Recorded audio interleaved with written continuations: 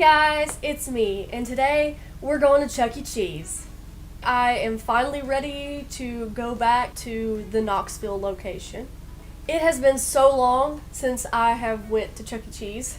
If you guys have been following for a while, you'll know that about this time last year, I went to the Knoxville location for the first time. Knoxville had a one stage, meaning all of the animatronics were on a single stage. I found out that as of May 2022, they removed their stage. And this was something that we were all expecting, but it still kind of hit hard. Ever since I found out they were doing this, I have been wanting to review a 2.0, so I knew that that was the location I wanted to go back to review the 2.0.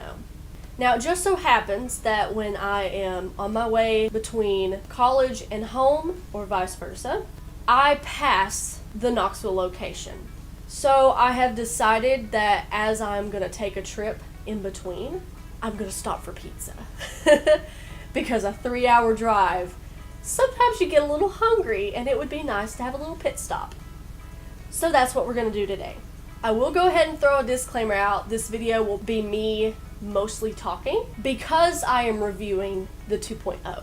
I'm just going to talk about how I felt while I was there. Without further ado, let's go.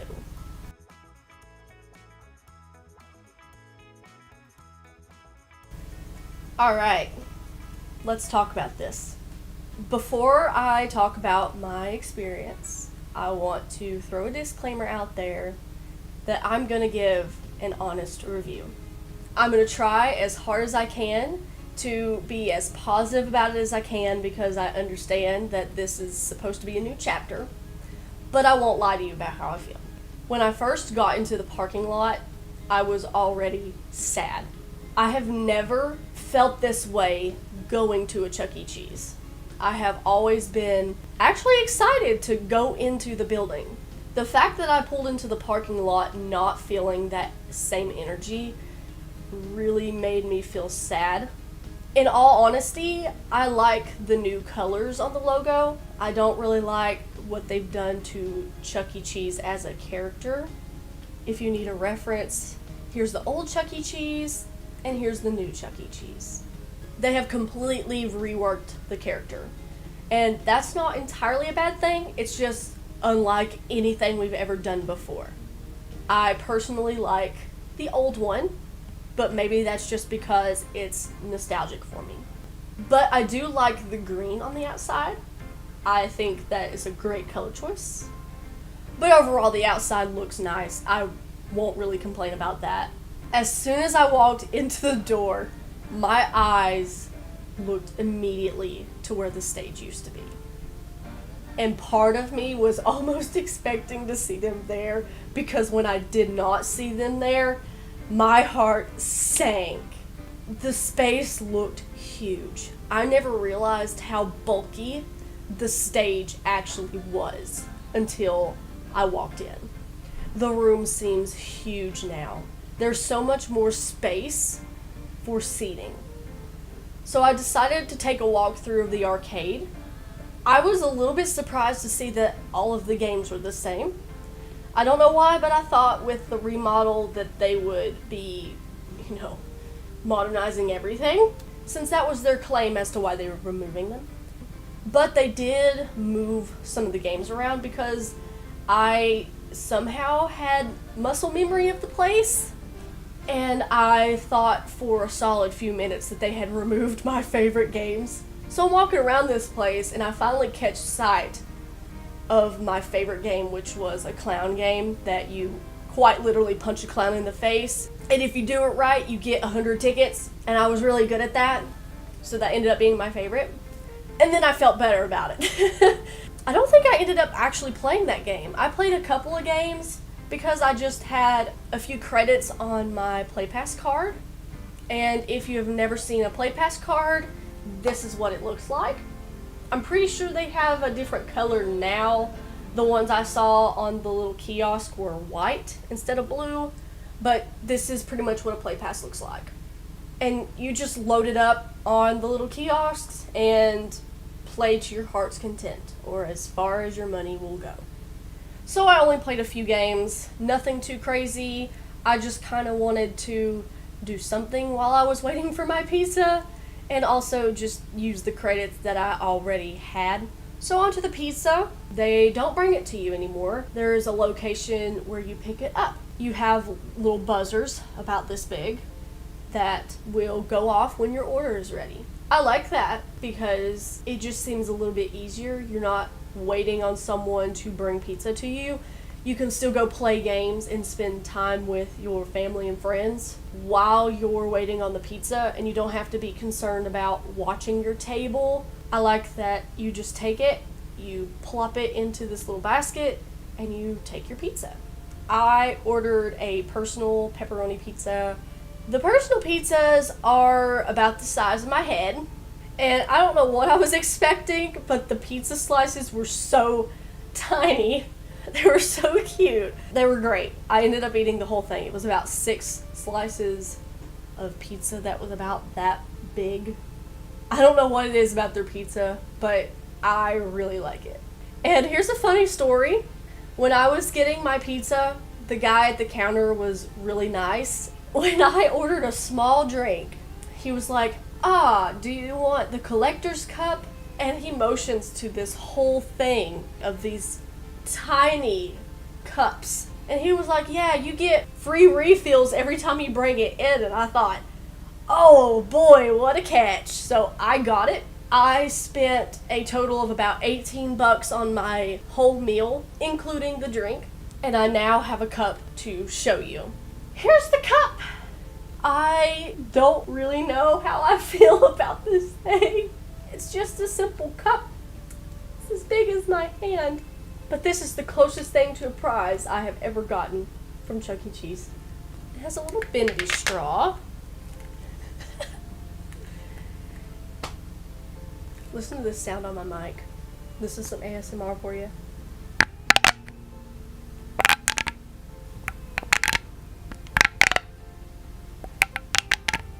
This is not going to be an ASMR channel ever. It has this little thing on it. This comes off. And it's not really filled with air, but it's kind of cushiony. That is not cool. It has Chucky's face on it, and then a little logo on the side.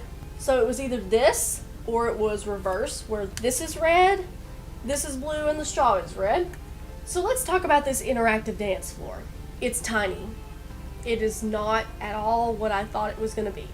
You know, when they were first advertising it, I thought it was going to be really big, at least as wide as the stage. The way they advertise it, it looks like Chucky is going to dance on there with a bunch of kids. And first off, I don't think there's enough space to comfortably dance with kids, or even do anything with more than 5 or 6 kids. And that's pushing it, in my opinion. That's my problem with it now. Of course, before it was because of removing animatronics, but now it's actually the functionality of it. I think it is a cool idea, and wherever you step, things move. I think that's cool. It's interactive. Now, do I really think animatronics are more interactive than that? Not really. It just has a visual component, and while I think kids are attracted to screens nowadays, I don't think that's good for them. The screens in the arcade area, they had little mounts with, I believe, 4 screens. I think that's a good way to keep younger kids engaged, still getting the experience of seeing the characters and pulling all that together. I'm not completely opposed to the big screen. I like it. I think it serves less functionality than the animatronics did, because now it's like you're watching a TV show that's not anything special. Animatronics are still modern. If you go to Disney, animatronics are everywhere, and people are still very interested in those. I don't entirely understand where they're getting the claim that kids just aren't interested. Sure, you never saw them in the showroom eyeballing them, but that was still a huge part of going to Chuck E. Cheese. Even as a kid, I was interested in the animatronics But I definitely didn't stand there for 15-20 minutes just staring at them. That's unrealistic to think that that's how a kid should be. No kid has that attention span, ever. And I can see where that's the less expensive option because animatronics are expensive. Repair costs are crazy, but I kind of wonder, how much did that big screen cost? How much did that interactive dance floor cost? What's going to be the cost if a kid stomps on that dance floor and damages the screen? The dance floor is probably very durable. I don't think they would have put that out there if it was just really fragile, but damages do happen. And what if some kid throws something against the big screen? Surely that's going to be expensive to replace too. There are pros and cons to every purchase. I obviously don't know how much the screens cost, and I don't know how much animatronics cost, but I know for a fact that it's not cheap. One thing I'm actually kind of sad they changed was the old booths. I loved the color scheme of the old seating booths, and now they're just replaced by wood. And I mean, they look nice. They look a little too nice, if you get my drift. It doesn't look as fun and kid-friendly. It looks more like where your parents sit when they don't want to deal with you. And another small detail that went into the renovation was the wall decorations. Even though I missed the retro feel of the decorations, I actually kind of like the new design there. I thought it was kind of nice. It's a little less chaotic, but it's kind of nice. So overall, how do I feel about the 2.0 remodel? I see a lot more pros and cons now. Some pros, I like that they have remodeled the whole place. I like the new green design on the front of the building. I like the new wall decorations. I like how smooth getting your food is now. Some cons, they don't have the animatronics anymore, and I feel like that was a huge mistake. I don't like how small the dance floor is. I don't like that the whole experience now is centered around a screen. And I don't really like how they've changed the whole branding. It's a completely different place.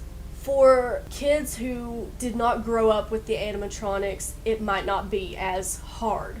But to those of us who have experienced what it is like to see the animatronics, it's a completely different feel. It feels a lot more mature. But overall, I don't hate the 2.0 remodel. It just changes the whole vibe of Chuck E. Cheese. It's not the same place. It doesn't feel like I went to the same place that I went to last year. Even though they were never really promoting their animatronics, a lot of people associated Chuck E. Cheese with animatronics. And even though some people found them creepy, there are a lot of people who still find them nostalgic and still really enjoy them. I'm one of those people. I still feel like this is a big mistake. If they were so concerned about it being modern, they did not have to remove them.